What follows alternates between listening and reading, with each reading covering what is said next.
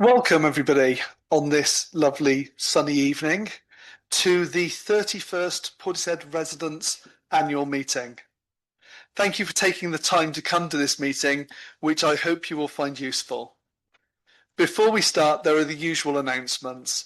We're not expecting any fire alarms, so should the alarm go off, then please vacate the hall in an orderly fashion using one of the marked fire exits and wait in the Folk Hall car park opposite until the all clear is sounded. The main fire exit is behind you and to that side. If that whole thing is out of order, there is one behind me as well.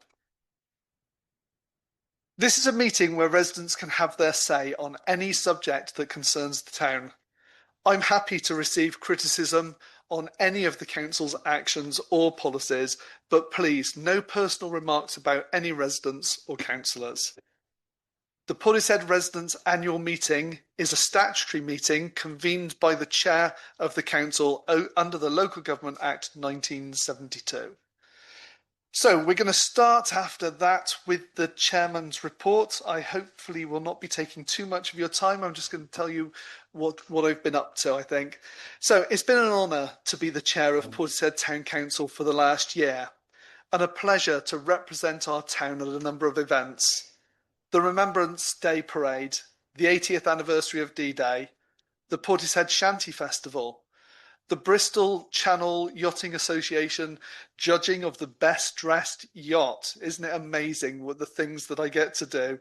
The opening of the long awaited Portishead Post Office and Cost Cutters store in the old Boots building in the High Street.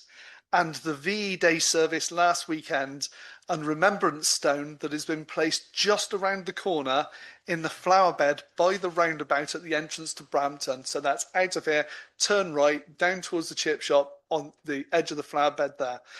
If you haven't seen it, please, as you're passing, take a look.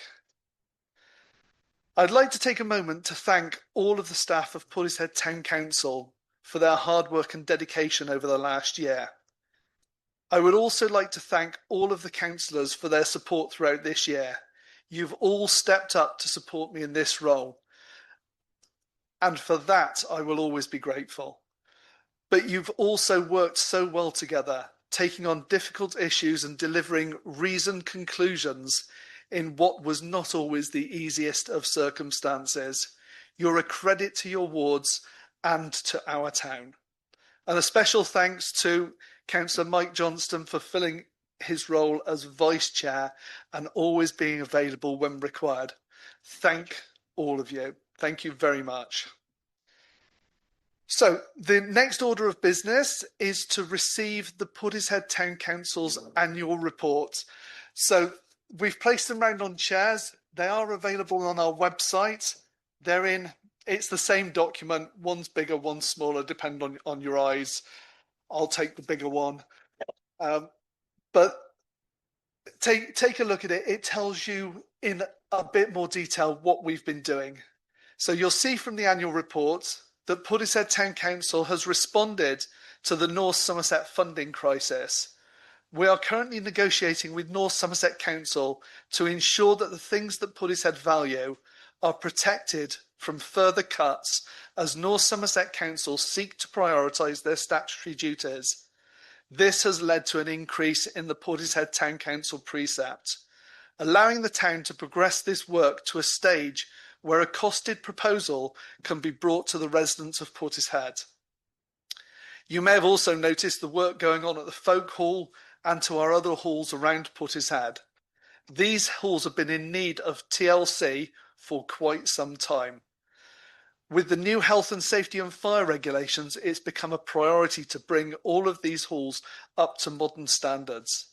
Unfortunately, this has been a costly process. So to spread the impact, work has been prioritised over a number of years. I hope that you will see these improvements as they come to fruition and that all of our halls will be fit to service the community for many years to come.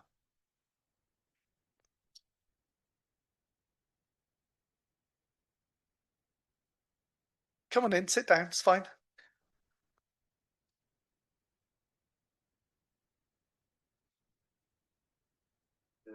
Sharon, have we distributed the minutes of the last meeting? So the minutes of the last meeting have gone out. There are paper copies here at the front if anyone wants to see it, but we just ask at this stage the meeting to note the minutes.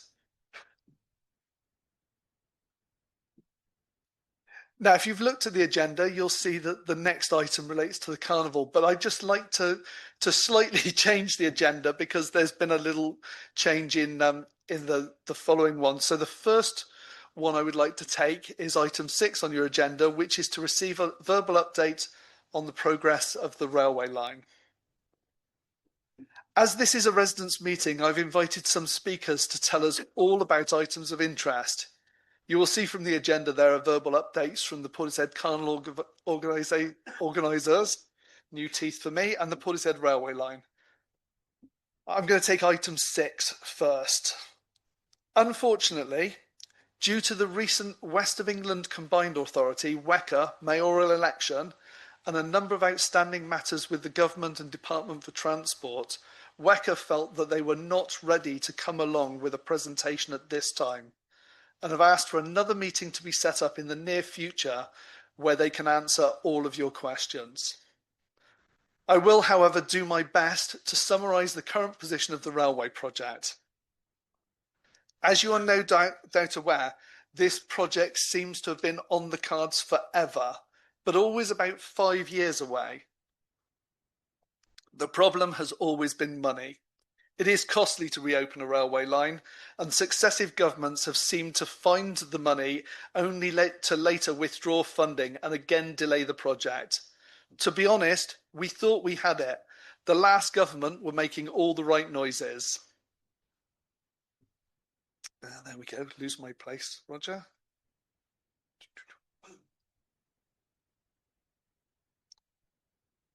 The project was moving forward with ecological work, planning and survey work. However, before the funding was finalised, they called a snap election, and the incoming government immediately stopped all rail spending and placed our railway project on hold. The good news is that following that review, the government agreed to proceed with the project. But as all good news seems to be followed up by bad news, they refused to pay the £30 million shortfall that the project had. It was finally agreed that WECA would fund £27 million of that shortfall, and that North Somerset Council would fund the remaining £3 million shortfall out of the Economic Development Fund. So, why has work not started already on building the new line? Well, the answer is, of course, that work started at least 2 years ago, and it's the final construction phase that we're now waiting for. Unfortunately, things never run quickly in government, and although everyone has made their announcements, we are still waiting for the signed paperwork back from the Department for Transport. Until that is complete, we cannot be certain about timelines. However, as things stand, we are still expecting the line to be ready for service at the end of 2027. This is now a jointly promoted scheme with Network Rail, the Department for Transport, North Somerset Council and the Combined Authority. Briefings will have to include attendees from all the groups and may also include contractor representatives. Portishead Town Council will ensure that a meeting is scheduled for you as soon as everything is in place, and we'll let you know when that happens. And I'm hopeful that that's going to be in weeks and not months. Yes, Mike, would you just like to add to that? Yes, I can. I chair the planning committee, and over the last couple of years, a number of planning applications have come through. I can't count how many, related to the railway, all aspects of the project, from the railway station right through to the compounds where Network Rail or Volker Fitzpatrick, the contractors likely to be doing the work, will be moving in and creating their compounds to work on the line and such, like culverts, rainwater runoffs into the Reens and such like. Every aspect of it has been covered, and it's been quite intriguing seeing all these planning applications going through, all of which have gone through the system and been approved. So as Roger's saying, it's sort of looking like spades could be in the ground this coming summer, which will be good. Thank you, Mike. Now, moving on, we have a verbal update from the carnival organisers. The reason I moved this on the agenda was because I wanted to end this section on a high, and unfortunately the railway news isn't a high, is it? And what could be better news than the return of the carnival to Portishead? I am so pleased that a community group has come forward to run the carnival this year, and hopefully for many years to come. These people are well organised and totally committed to delivering a carnival that Portishead can be proud of. I would like, therefore, to invite a representative from the Carnival Committee to come and address the meeting. We have a roving microphone for you. Or is it, oh, no, we have a seat for you up the front. That's all right, you're right. Yeah. I can sing a song on my way. Excellent. But I will pinch a seat. Otherwise, I feel like a school teacher. Hi, everyone. Thanks for lending me your ear for 5 minutes while we just briefly give you an update. I'm sure most of you know about Carnival, but there is actually quite a lot of residents in Portishead who don't. Carnival started in 1902, we've traced it back to. And if you go to our website, there's a very detailed history page there with plenty of press cuttings, photos, etc. coming through the years, right from 1902. To our records, it's only ever not happened 3 times. The First World War, the Second World War, and when the last committee went to alternative years before standing down in 2018. So that's quite sad. So we are coming back this year, but we are coming back as a community interest company. That way we can ensure that we deliver every year. Moving forward, it stays for decades to come, and the company hands over from one chair to the next. So that's good. That's all positive. This year will pretty much follow the same format as normal. First of all, there's a parade of floats and entries, which will go from the Lake Ground to Bristol Road. And just to hint the history, the first parade went from Bristol Road to the Lake Grounds. So we're still following the same route, but just going the other way around. Back to front. Although on the 125th anniversary, it might be interesting to see if we could do it the other way around. To go, yeah. So we are progressing. We've got plenty of entries. The saddest thing was that we had to fight to get some of the primary schools involved. And the reason is, when you think about it, none of their children have experienced Carnival. With the age groups going through primary at the moment, they were too young to remember and enjoy the last one. So we've had a hard campaign bringing it back to school, and we're pleased to say all the schools were involved. All the schools have got entries, and they're now really, really keen. In fact, too keen, because when we ran the Prince and Princess competition, nobody wanted to enter because they wanted to be in it with their school. So we had to bribe and blackmail a few. But we are here. Funding has been difficult, especially for year one. We've had an awful lot of first year expense. And as you can appreciate, since Carnival's last done, legislation has changed, rules have changed, insurances, risk assessments, etc. We were fortunate enough to get a startup grant, really, we're calling it, to kickstart our funding from the council to get us over those first year costs, and then we were self-funding from there. We took a bit of a kick in the other month when new legislation come in, reference to counter-terrorism. So we are working over that. It has caused us extra finance, so we are out rattling buckets at the moment. And we've got 3 ways we're pleading with people to try and help us over the line. One is we have a GoFundMe page going. Secondly, you can buy hot air balloon raffle tickets. So we're doing raffle tickets for a hot air balloon ride for 2 people on a date of your choice. And we're doing the programs. Now, the programs are also the entry to the show field. Some people sort of cringe a bit when you say £5, but that admits 4 people. So the reality is you're paying £1.25 for admission. It just seems a lot that we're selling it as one block of 4 rather than individually for the families. And then when we get to the show field, what to expect? Well, before I left Portishead and joined the army, the field was somewhere you went all day with your family. When I came back from the army, it's somewhere you went with £100 in your pocket, lasted 20 minutes on the fairground, and dragged your kids out as quick as you can. So we've got rid of that. We're now back to basics. We have a main arena with marching bands, dance troupes, a new It's a Knockout competition just for some entertainment. We have a 7.2 meter climbing tower for the more challenging youth, bouncy castles, and a whole field, and we're lucky to say a whole field because we are fully booked, of local traders, entertainers, and organisations that will be there throughout the day. And although we have a wide selection of different bars and food, we are more than welcoming you to bring along your picnic blanket, bring along your hamper, and just enjoy the atmosphere of the day. So I don't think I can really say a lot more unless anyone's got any questions. Oh, there's always one.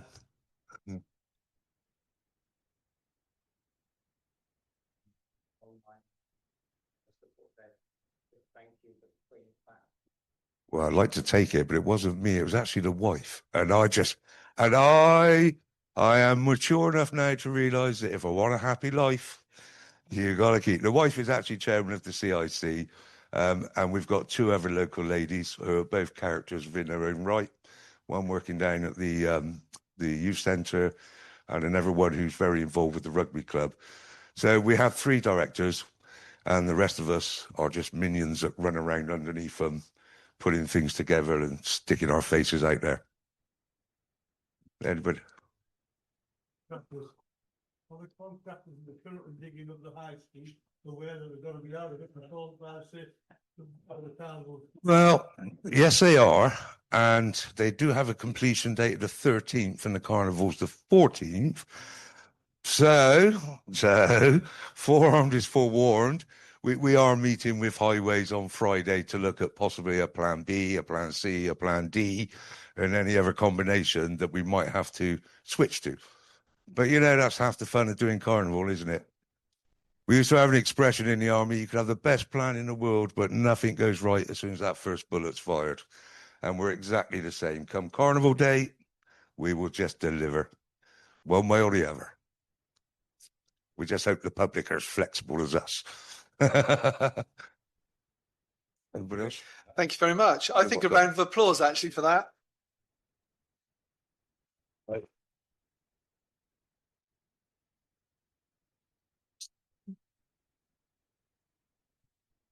Before we proceed, I know that some residents have asked to briefly address the meeting. So could I just ask representatives or a representative from Together Portishead to come up? I think it might be easier if you use the microphone at the front in case anyone wants to ask you a question, because that didn't work quite so well last time. Together Portishead are the new Portishead Chamber of Commerce, and there is a leaflet on the table at the back with information about them.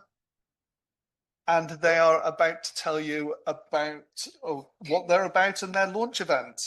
Yeah, so I'm terrible at gauging time when I'm just talking like this. So tell me to shut up if I'm going on, or Rachel, tell me to shut up. So I'm one of a number of small business owners who've been involved in setting up Together Portishead. I've had a small part just looking after the website. We're sort of setting up with an aim to try and support local businesses, but also kind of encourage more collaboration and representation between them. Because obviously we've been without a Chamber of Commerce for a couple of years now. And there's lots going on. There's a lot of businesses around here, and a lot of it's kind of further afield, or it's not aimed specifically at Portishead in itself. So there's no one for sort of third parties to go to get a gauge or a vibe of what local Portishead businesses are about, or what they're thinking about, what's concerning them. So we want to kind of set up networking groups. We want to set up an awards and business show that's going to be starting next year. And the official launch of Together Portishead is tomorrow at the H&W, 5 p.m. if anyone fancies coming along. That's also on the website. a look. Yeah. Have I forgotten anything, Rachel?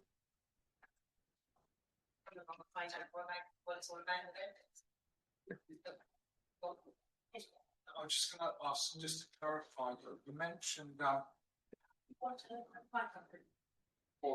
Yeah. yes. I just wanted to clarify. You said that Chambers of Commerce hadn't been about for a couple of years. Yeah. And now there's Together Portishead. Yeah. Is there a difference, or is it the same thing with a different name? It's a new organisation. Right. So what's the difference then, I suppose? I suppose the difference, how can I put this? I think the old Chamber of Commerce suffered quite a lot because of lockdown, and they had a constitution that was sort of designed for them to be operating on a larger scale than they were, which made it kind of difficult for them to keep going or to make any progress. They were sort of hamstrung to a certain extent. So I think the way we're approaching it is with more of a mind to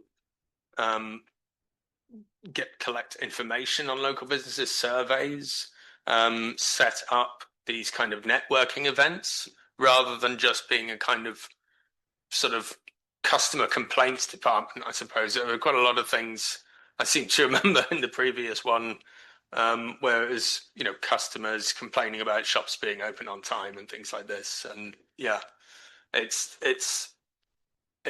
running slightly differently in terms of what our priorities are. Networking is a big one, because I think, if you're a small business owner, it's quite an isolating thing. There are lots of I'll get you in a second. So I've just noticed there are lots of other business owners around, but you can end up being sort of in your own little bubble, doing your own, and even if you're surrounded by employees, you don't really have the dynamic to be able to talk to them on a level of like, oh, actually, I'm struggling in this area. Could you help with this? So we really want to encourage businesses to talk to each other and support each other. I think a lot of people think networking is just sales. It's like I've got to go out and then I'll get leads, but it's not. It's getting a support network. And yeah, I can't remember how I got onto that. So, like I say, I ramble on. Sorry. That was just to clarify. So, did you have a? Yeah. Sorry, I've just been asked. Can everybody who speaks please say their name first for the minutes? Thank you. My name's Laura Porter. I think I've seen this organisation on a Facebook link recently, and I think when I clicked through, there was a membership fee of £150. Yeah. Is there any flex on that, dependent on the size of the business, and are there limitations on the type of business that you want to engage with? So limitations on type. I mean, you'd obviously have to be Portishead business. For example, a CIC. A CIC, yeah, an organisation here, yeah. At the moment, no. Though part of the launch event is to try and get some sort of feedback on this kind of thing. So it's still very much in a kind of genesis phase. We really want to kind of, so yeah, if there may be, in the future, but yeah, it's at the moment, no, that's just a sad thing, but it's, yeah. And it also just, I mean, if you come along tomorrow, we'll get feedback on that kind of stuff, and the other directors will be there, and yeah, we can try and also what we should be doing with that time and money as well. But yeah, anyone else? That's it. Okay. Thank you very much. And I think your name. Dan Warren. I think you forgot to mention it's a drop-in event, isn't it? Tomorrow. From 5 o'clock. I got the 5 o'clock to 7 o'clock. You don't have to be there at 5. If you just want to drop in at any time between 5 and 7, they will be there to deal with you. Oh no. To speak. Yeah, to speak to you. To assist you. That's better, isn't it? To assist you. We are so lucky to have such good community spirit. Portishead is a town that we can all be proud of. And I know for a fact that many other areas in North Somerset wish that they had our community spirit in their areas. I won't list all of the wonderful community groups that we have in our area, as that would take far too long. But I feel that we should take a moment to acknowledge the massive contribution of all of our groups, that all of our groups make to our community. A round of applause, please, for all of our wonderful community groups.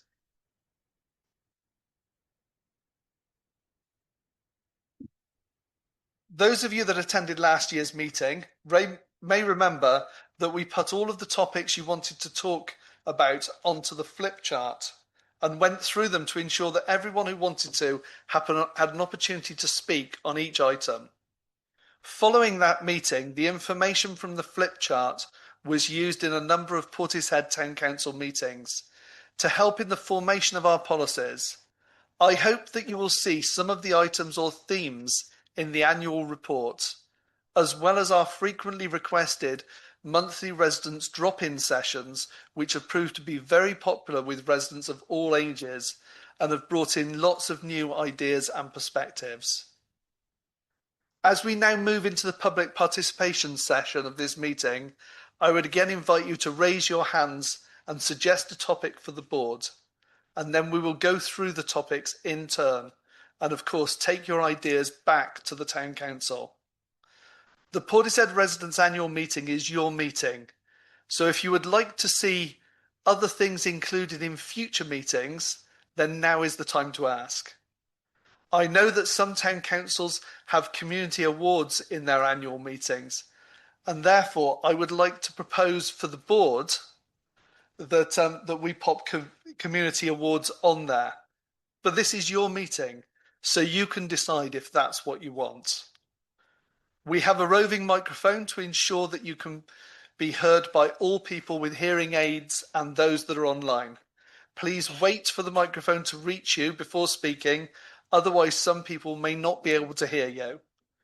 Please take a moment to introduce yourself before suggesting your topic or having your say. So this is now the good bit. This is where I shut up and you have your say. So please put your hands up and Paul will take your suggestions for the board.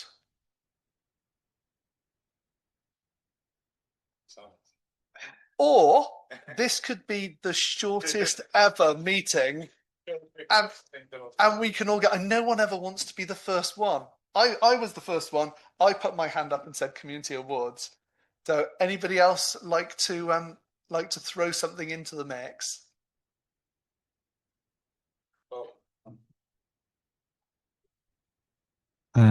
Yeah, I know I'm a councillor here, but my concerns is about the devolution with North Somerset Council, and to keep the public informed on a regular basis, because I think that's a big concern for everybody. And that's not just about the car parking charges, that's about litter bins, that's about Somerset Hall. There's so many things that the public need to be aware of, and I really think that we need to keep them informed ASAP as soon as we know.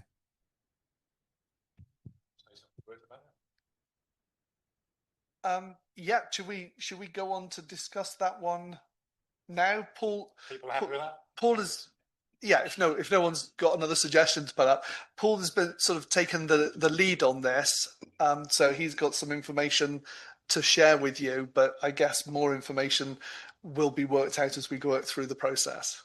Yeah, I was just going to say, some people might not know what devolution is. It's a word that's bandied around a lot, but basically what it means for us is that North Somerset has run out of money, and it's wanting to transfer a number of services and land and buildings to Portishead. I can see Brian sitting at the back there, who was a councillor in 1974, and Portishead Urban District Council used to run the lake grounds. They built Somerset Hall and all those things, but they were basically stolen by the government in 1974, as I put it, legalised theft. So they all went off to Woodspring and then North Somerset. So the plan, what North Somerset would like to do, is to transfer things like Somerset Hall, the lake grounds, all the parks and the green spaces to Portishead to run, and they're looking to do that for all of the towns around.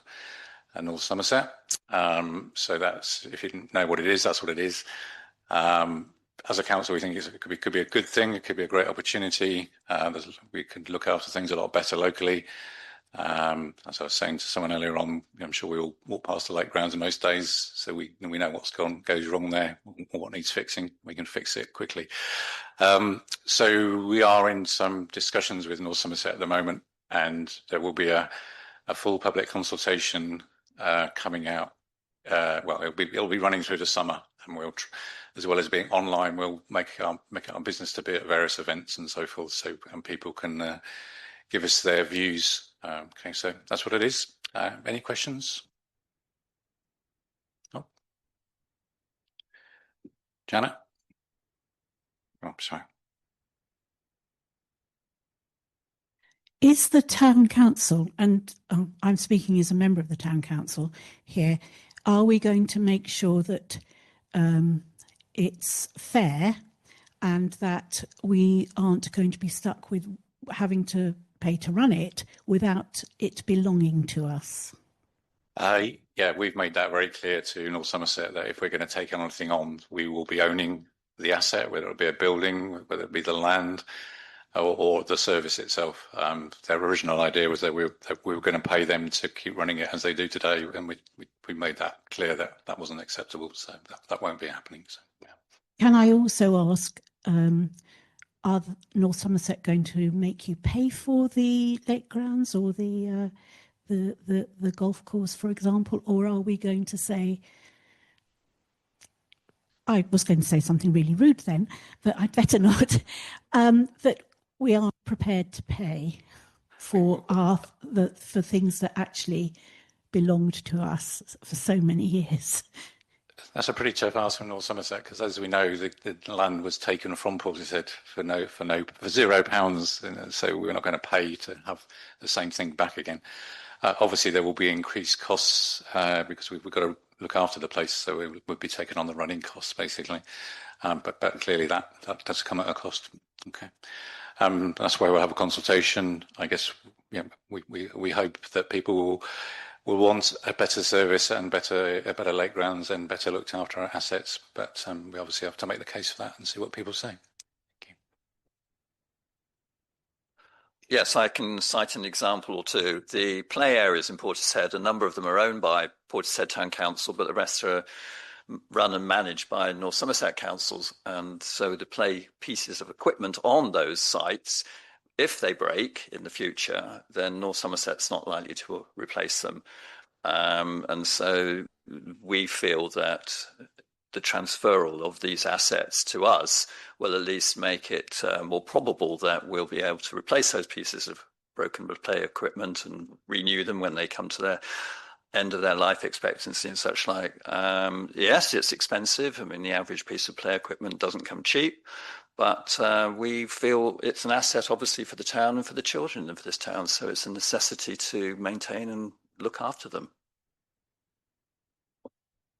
And just so you all know, this isn't something that only North Somerset is doing to only Portishead. This is throughout the whole of North Somerset, but much wider than that. It's across the entire country.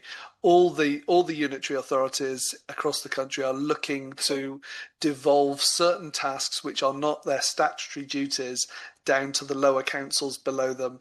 A lot of this has happened already in Wiltshire, I believe, and in Somerset as the local areas around us, and will be happening in all the other areas around us as well. So we're not being singled out for anything different to anybody else. This is just part of the issue with local government finance as it stands. Janet? You want me to keep this microphone? Okay. I'm aware that on the lake grounds, we have a cafe and it actually makes quite a lot of profit. Would we be able to also possibly take that over and have the profit coming back to our town rather than to North Somerset?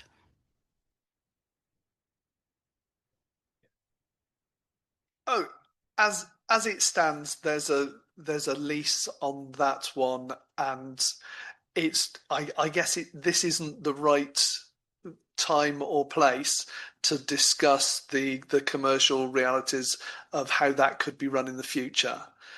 Yes, everything can be up for negotiation at some stage, but we have somebody in there paying a rent, and I think it would be inappropriate to comment on that at this stage.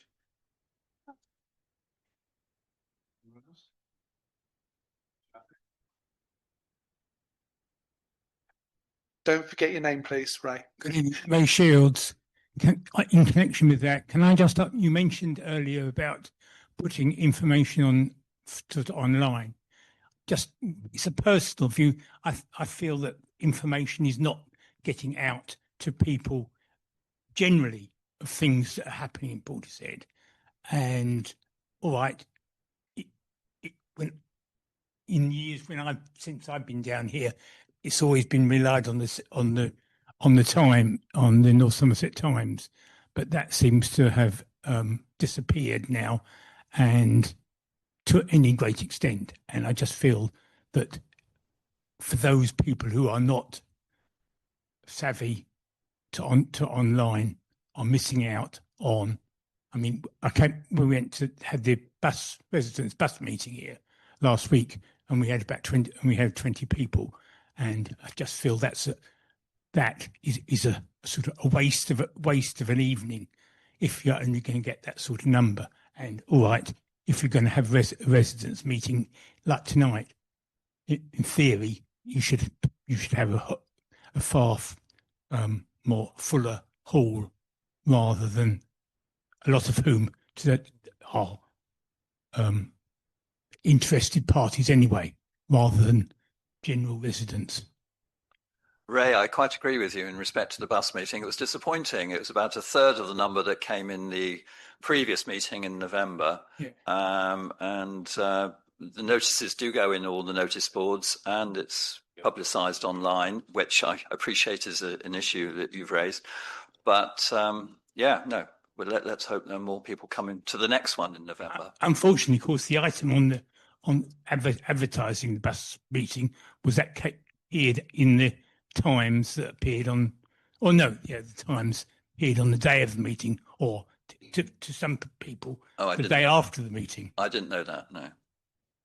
I just want to say, Ray, we're very conscious of it, and obviously, so with this consultation that's coming up, as I said, we're going to go to all the events in the summer we can to meet people. We also do have a drop-in here every Friday, and we're going to be doing one out in the Impero Lounge at the end of this month. Yeah. Also, we did put, for those who actually got it, we've put a full centre page spread in the local Reach magazine, because obviously that is actually, well, it's supposed to be delivered to every house. I must admit, we haven't had one this month, but it's the one with all the adverts for your builders and stuff, but it's a monthly thing. Yeah, so it is, like you haven't had it either. So there you go. They tell us that it goes to every house in Portishead. We have had one until this month. But anyway, we're trying all the different methods of getting to people. So, yeah. Okay, thank you. I'll just talk.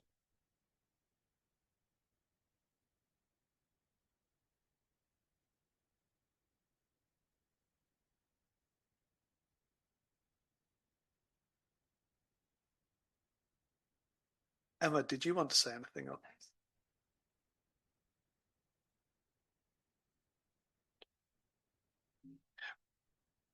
It was only really to pick up on that point there. We are very aware of it, Ray, and in the community matters meeting months before last, we did actually agree a specific budget for reaching communities in printed material and other forms. So it's definitely something that we need to improve and move on with. So more generally, yeah. No, indeed, that was all. Do you want to just tell us about the community engagement meetings that we do here as well? Just so there's an opportunity for everyone in the room who doesn't know what goes on in those meetings. Are you okay with that? Yeah, that's absolutely fine. So on the last Friday of every month, we're scheduled to have what we call a resident drop-in. So it runs from 3 p.m. till 5 p.m. And we've had an array of residents in for all sorts of things. That people looking for help, people looking for assistance, just asking for different things. Some or most to do with North Somerset, but at least we can actually take some of that information and either channel people towards the right answers that they need, or indeed sort of help, be able to sort of connect people with who they need help with as well. So yeah, I mean we've had quite a range now because of the folk hall closure for the fire doors at the end of this month. We move into the Imperial Lounge. They are hosting us, thankfully. So yes, you'll see us in the high street there. But I think after that we will probably toggle really, I guess, between what we do in here and getting out and seeing everybody as well. But it is literally scheduled every Friday, last Friday of the month, 3 till 5. So if I've missed anything no, necessarily. Excellent. Thank you very much. No, that's fine. I believe I think the gentleman in the check shirts and then Laura at the front. And more free refreshments at that meeting. Please tell us your name before you start, though. Yeah, it's Michael Innes. I know a lot of us are not particularly up on the internet and all of these things that go on, but they are a phenomenal it is a phenomenal means of communication. And I think I'm just looking down the list of the community grants that were dished out this year. And there are loads of other clubs and groups and whatever. And I think if you can just get through to them on their Facebook pages or their Insta thing, the word is out there. Don't worry. I appreciate that some of us, I'm not a Facebook user, will not get it that way. I look at notice boards. Yeah, so I look at notice boards because that's where I get my information. But the vast majority of the residents of Portishead will be getting it online. So I suspect there aren't many of them here. So I'm not sure if that means they're not getting the information or they're not interested. But stick with it on the online because, believe me, that's how you're going to get everybody in future.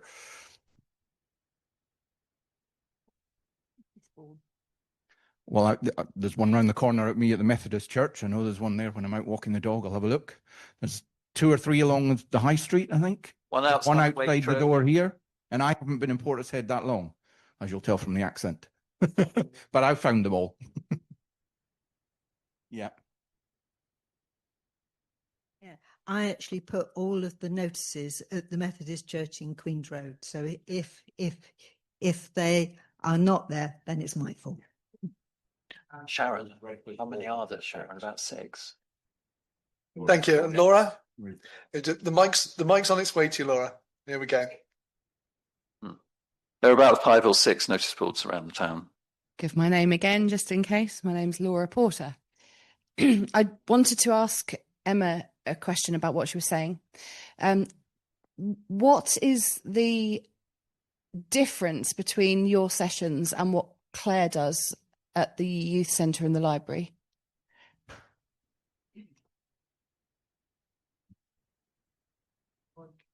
I know. So our sessions are there's no agenda, there's no fixed sort of schedule or anything like that in that sense. You can just come in as a resident and ask anything of us. So we are in essence connecting or answering questions or concerns that residents might have. It might be dog poo, it might be bin collections, it might be suggestions about paving, all of those kind of issues. Whereas what Claire's doing is a wellbeing signposting service in effect. So that's the difference. So Claire is trained in that sense to direct and sort of pass people on to the support networks or companies, organisations that she needs. But ours is just you can come, you can just have a chat. Like the last session that we had just had a gentleman that was in with us for an hour and a bit, just having a cup of tea and a biscuit, and we were just having a chat about all of the different things around the walls. So yeah, it's literally as flexible as that.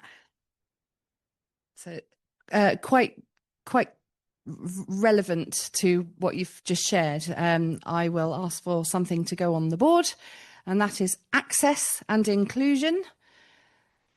I'm sure that everybody in Portishead Town Council knows me as that person that asks about access and disability.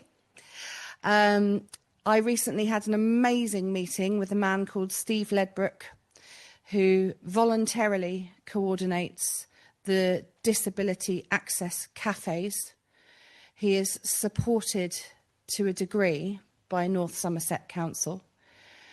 I wondered, has anybody appropriate at Portishead Town Council been appointed to liaise on matters of disability and inclusion? And are they in touch with Steve Ledbrook? And would Emma's provision or Claire's provision be an appropriate point of contact on such matters?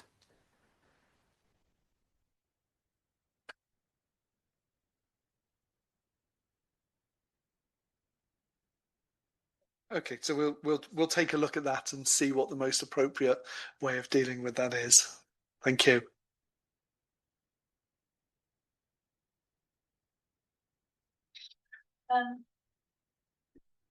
Oh, That's a good point, yeah.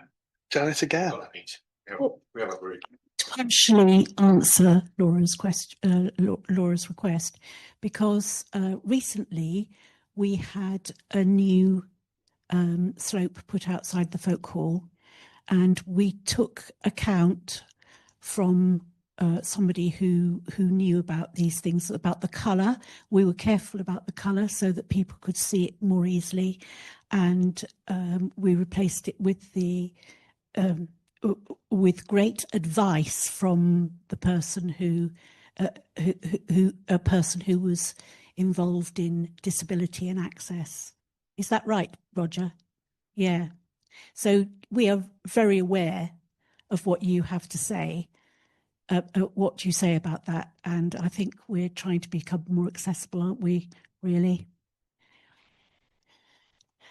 I think part of the work that we're doing on the halls at the moment also incorporates accessibility in there. It's not something that we don't think about. It is something that's on our list of priorities to deal with when we do any work. Sorry, thank you. Hello, my name's Ian Smith. Am I allowed to sort of do about a 4-minute thing I've written up?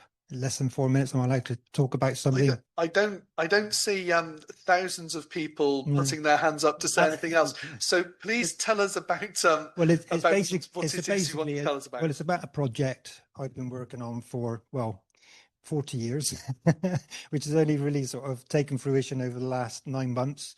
Is to do, and it's also in a little bit with Laura there. Now hear this music, CIC. So if I can just talk about, because the one thing I suppose where, when I see this access, one thing, I think a lot of places around here need sorting out on access and inclusion from what I hear from Laura and what I see. But I've been working on a project. So my name's Ian Smith, as I said, aka Little Smudge. I put a load of these little pamphlets around here tonight. If you go on the QR code, it'll take you to a page and tell you a little bit more about the background. Anyway, it's a little thing I prepared. I was thinking that Laura was going to speak tonight earlier on, but I guess that got waylaid. So my name's Ian Smith, also known as Little Smudge. I am the composer of the fun community song, because there's a little bit about community spirit in all of this as well, okay? And it's called The Thrush and the Snail. The first track from this 4-song series, called A Spring Day, was released worldwide on May the 2nd this year, across all the music platforms, Amazon, Tidal, Spotify, etc. So you can access the music on there. It's accompanied by a family-friendly made-for-kids video on YouTube, so kids can go on, watch it. There's no adverts, there's no comments in, so it's all safe, private, etc. Okay. The remaining songs will be released throughout the year, culminating in a special Christmas version. Now, all the musicians that played on there was myself, Laura, James here, plus some others from Portishead. It was recorded in the youth centre by a Portishead resident who did all the recording for me and the technical help. So I've undertaken this project in support of Laura Porter and Now Hear This Music CIC. So in addition to the song releases, I'm running a crowdfunder campaign. The QR code will take you to that for more details to further support the cause. Thus far, the campaign has successfully raised over £450, primarily through contributions from my family and friends, many of whom reside outside of this town. So far, my posts on local Facebook pages, I mean, someone's talking about online and reach, have seen little, if no, engagement. Why I am not sure. That is why tonight I'm reaching out to the local community and residents of Portishead to seek their engagement and support for both the songs and the crowdfunder project. And this initiative aims to raise essential funds that will assist Laura in expanding her unique services, which are vital to many individuals with disabilities. Now, as an independent artist, my debut single is something I've never done before. I do not have the backing of a record label to aid in promotion or marketing efforts. So hence I marketing myself on your seats tonight. Therefore, I rely on the goodwill of people to share and promote this exciting fun project and its family-friendly sing-along community songs. Now, the themes of the songs include unlikely friendships, thrush in the snow, not exactly ones that you would they are friends. It's family, helping others, and enjoying life. The first song draws inspiration from the parable of the Good Samaritan and addresses the question, who is my neighbor?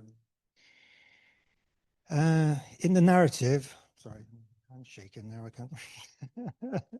In the narrative, the thrush symbolizes the Samaritan, whilst the snail represents the assaulted and robbed individual. The hole in the shell can represent either a physical, mental, or psychological impairment, depending on how you wish to interpret this. The parable shows how insisting those in need is important, regardless of their background or social standing. Opportunities with projects like this are rare and should be embraced wholeheartedly. Therefore, I kindly appeal for local community support by either contributing to the Thrush in the Snow crowdfunder project and/or streaming or downloading the songs. Every stream or download of the song increases the potential to generate funding in support of a commendable local cause in Now Hear This Music CIC. So give this fun song a play. It might pleasantly surprise you.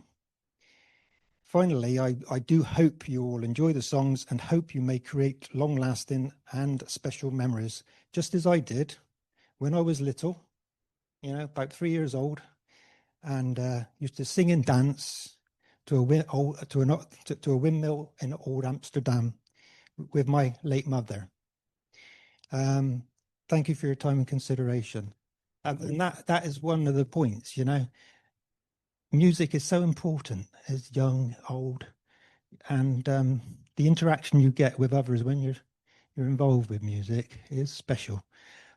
And those memories last a lifetime. And whenever I hear a windmill in Old Amsterdam, I always think of that time when I was about 3, singing and dancing with my mum. And I hope that song can create those memories for other youngsters that are growing up now, and stuff like that. So I know Laura enjoys playing the song in her in her classes.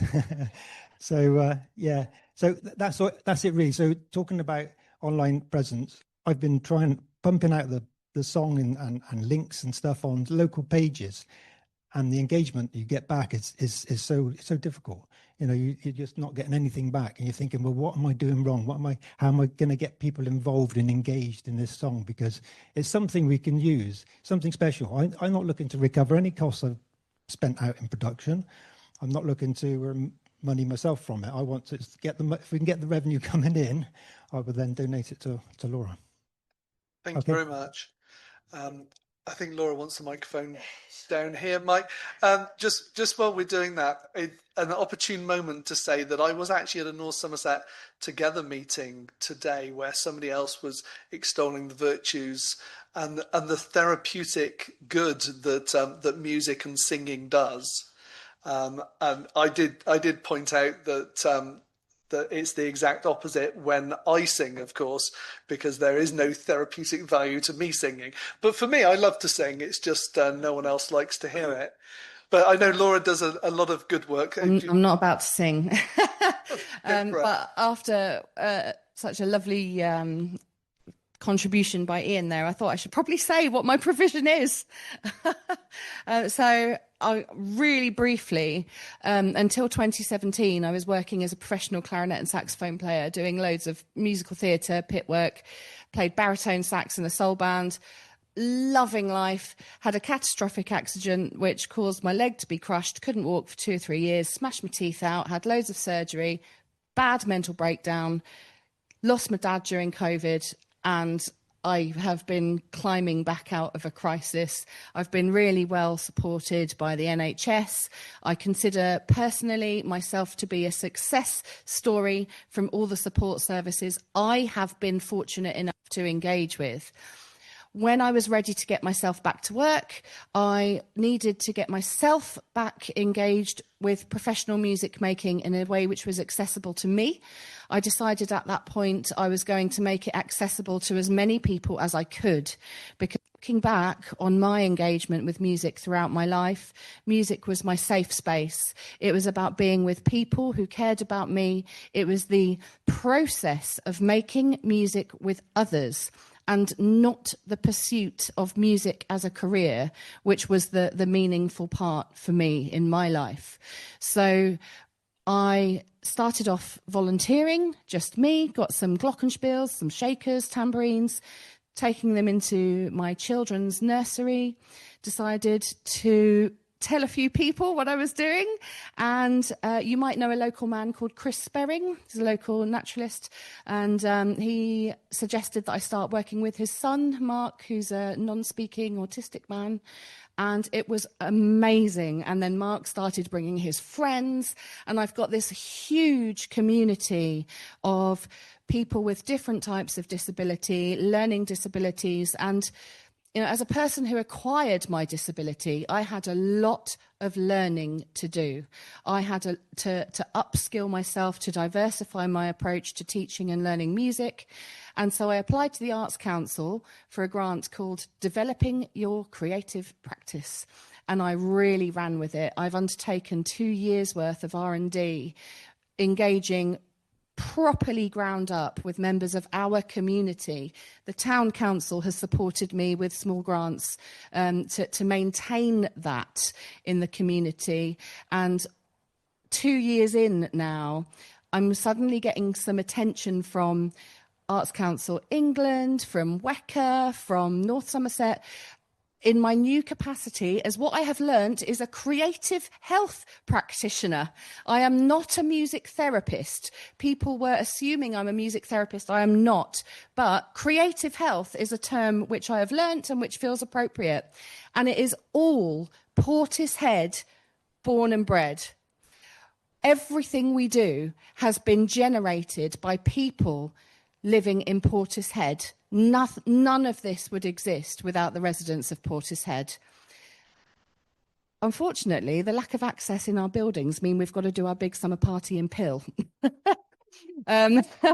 So that's where we are at the moment, and that's why I'm so hot on access and getting Portishead more focused on accessibility and what that means to different people. But I tell you what, the fun we are having making music with people who would have been written off as incapable of learning and achieving and, you know, creative self-expression, it is magic. You've got to come to our summer party to see it for yourself. It is in Pill, but it'll be worth it, I promise. And thank you, Ian, for your support. You know, a community song written by a Portishead resident for the residents of Portishead. It's just brilliant. Thank you.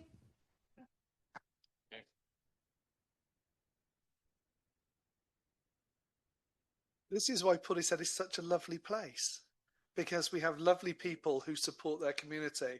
I think it's absolutely fantastic. Thank you very much, Laura. On a very quick side note, I spoke to Mike Solomon. We should be getting a meeting together to discuss the access to Somerset Hall. News. Okay. Yes. At the front here, Mike. Microphone, please. Thank you. Just pop your hand up for Mike. There you go. Dennis Wilson. Along the marina, in the far end of Wyndham Way, and I think there's one off Knorr Road, there's some very attractive freestanding information boards about the heritage and history of the area. I am aware that the people come to Portishead who have never been here before on a day trip. I've met people who've come from Ireland, have on a cruise that started in Cork and finished stopped at Portbury for a day to take on more passengers. They were bussed into Portishead, the people that boarded in Cork, and left outside Iceland and be told they'd be picked up in 5 hours. They didn't know anything about Portishead until they got off the coach at Iceland.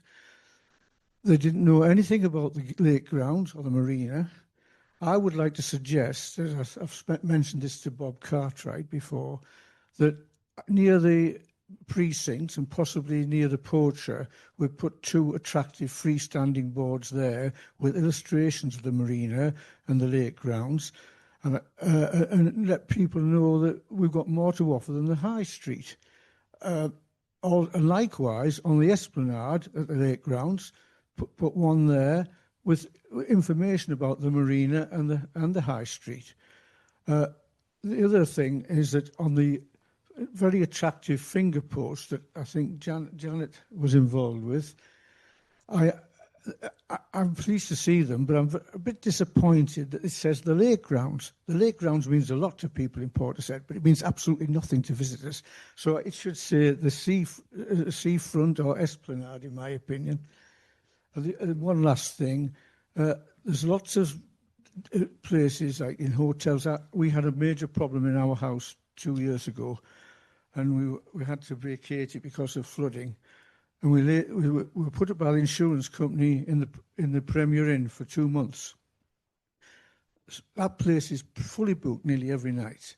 And at weekends, it's a lot of business people during the week, but at night time, in the weekends, it's visitors who are coming down from the country and they stop off here if they're on the way to Cornwall or wherever. But there's nothing at all about Portishead in the foyer there. And Clevedon Town Council have leaflets about Clevedon. We've got to publicise ourselves a little bit more for the visitors and the economy of the area. Can that be considered, please? Yeah, no, I think that's up on the board, isn't it? Some very, very good points there. And really, we can't be outdone by Clevedon, can we? We're much better than Clevedon. So but I get that, and I think we're going to take that in. And I know we do have some information leaflets on the art trails, don't we, around there? But yeah, it's all well and good for the people that know, but not very good for the people who don't. And Janet.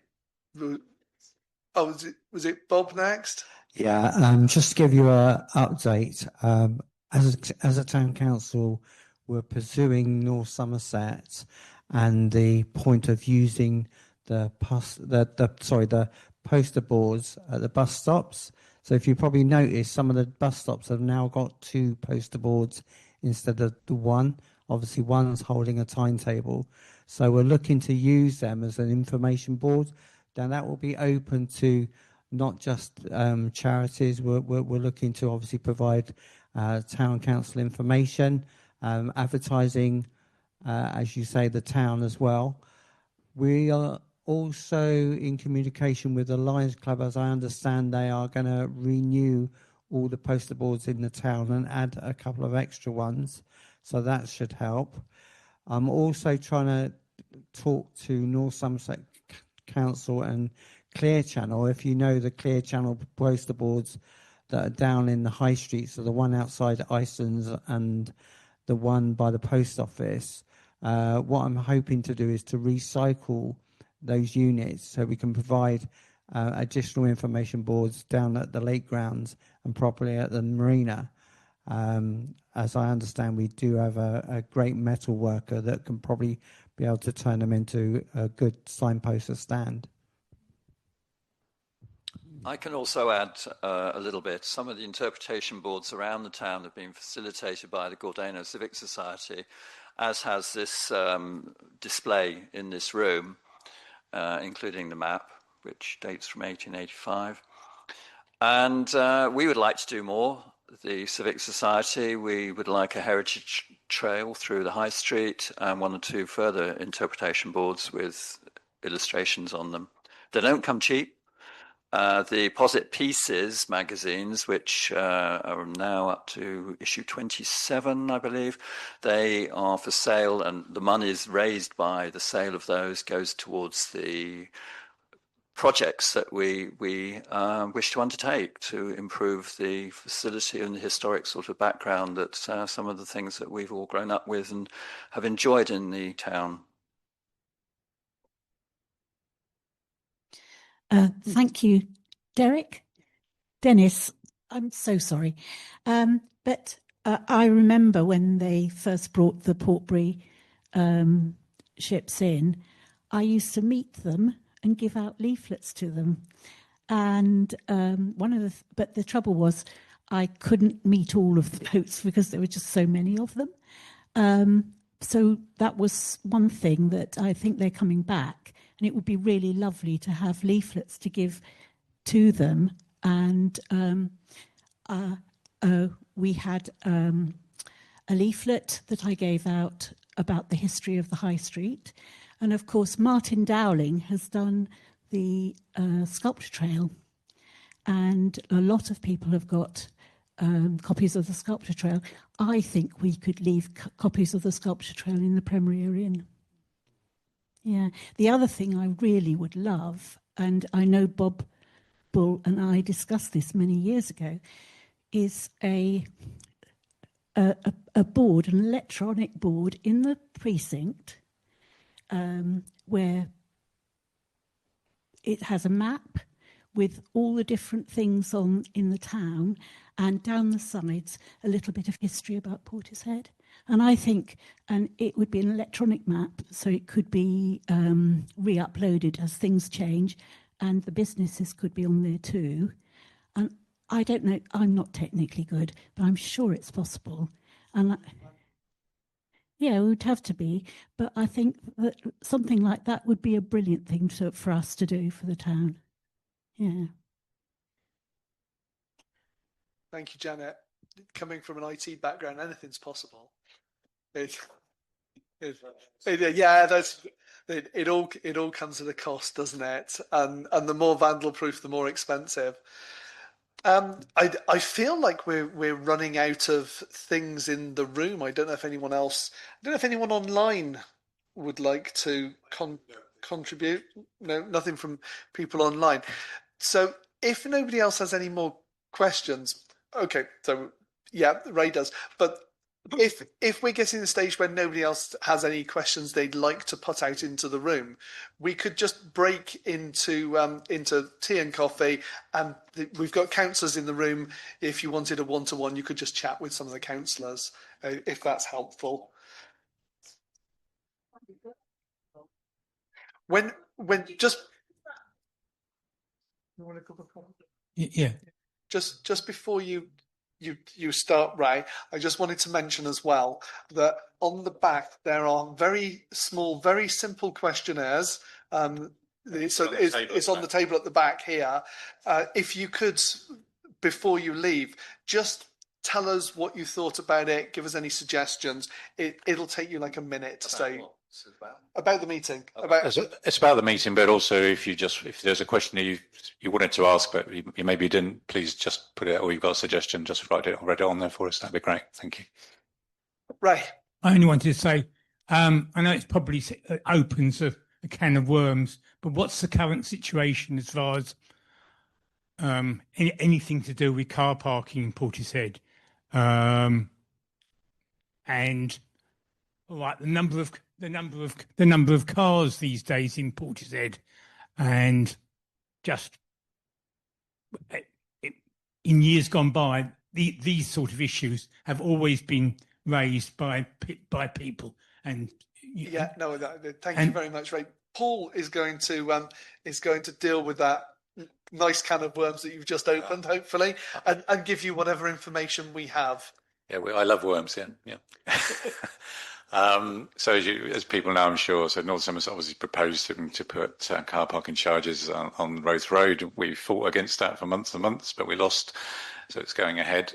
It's in this formal consultation at the moment. So for people who live around Roath Road, they are going to give 30 parking permits to residents. So that's at least something for people who live there. I think they'll need to pay £60 a year, which is obviously a lot better than £3 a day, which would have cost them £1,000 a year, which would have been ridiculous. So that will probably be installed in the summer sometime. Okay, so the post office vans will have to pay the same if they're there during the day. People, I think they'll be able to park overnight for free because it's between 9 and 6, something like that.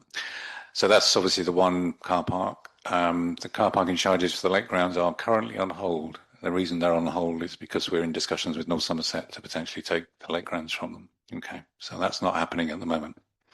All right, and hopefully it won't, but it's pending the sort of wider negotiations on what we take on. All right, so that's the situation in Portishead. Can I just mention the high street? Because I mean, there's not very many parking spaces along the high street, but there are a few. And when this whole parking charges debacle started, the high street was in it. Each of those parking spaces that are available on the high street were all in it to be charged, which I thought was absolutely insane.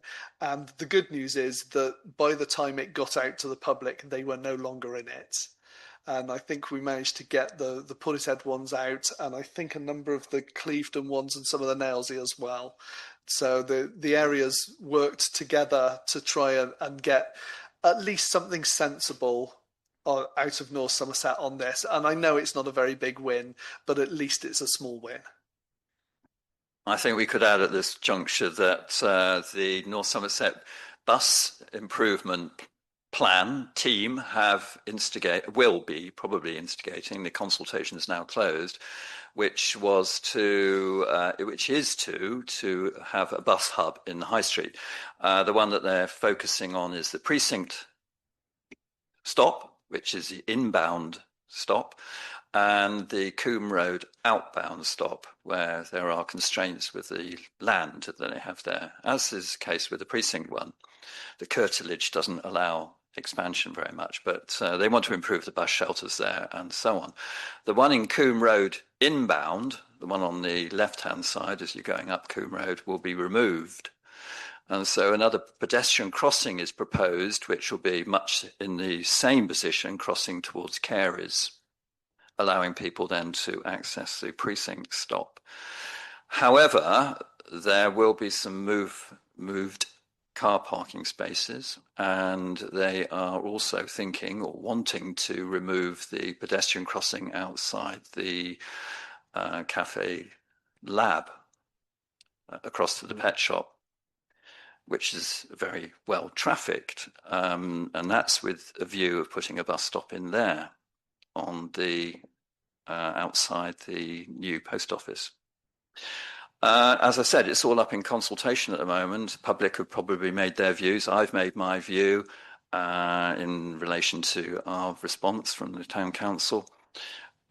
We await to see what they propose to do. They have consultants dealing with all this, so both in-house and consultancy company dealing with it. Yeah, it's going to be a bit up in the air, I think, some of it. Some improvements, some a bit on the cusp.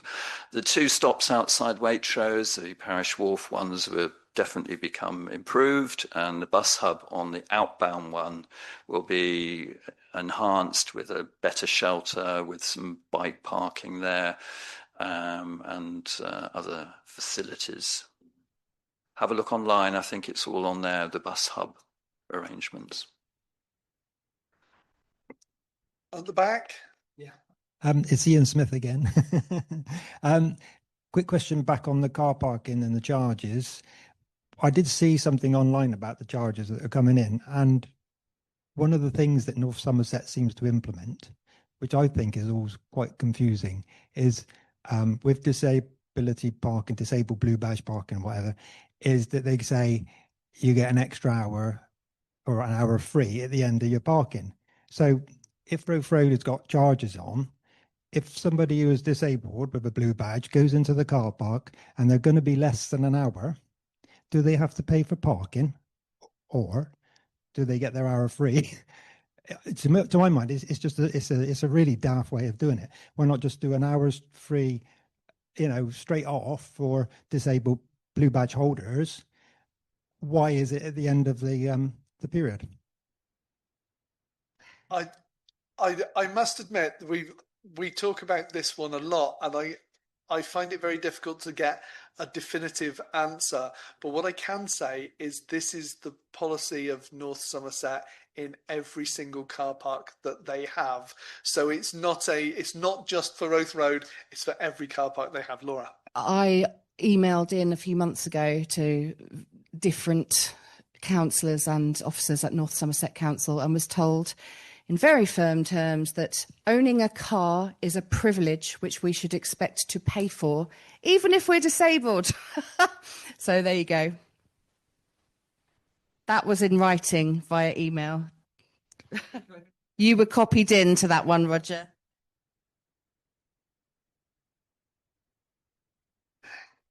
So if there's nobody else that wishes to say anything, I'll close the meeting now and invite you all to have a chat and a cup of tea or coffee if you would like, or water. Yeah. Well, the councillors here are obviously happy to answer any questions that you've got, so feel free. Could all the councillors just pop their hands up to identify themselves so that everyone knows? There we go. And obviously us at the front. Yeah. So I now declare the meeting closed. Thank you very much, everybody. If you want to have a chat with any of us, just come along now. Thank you.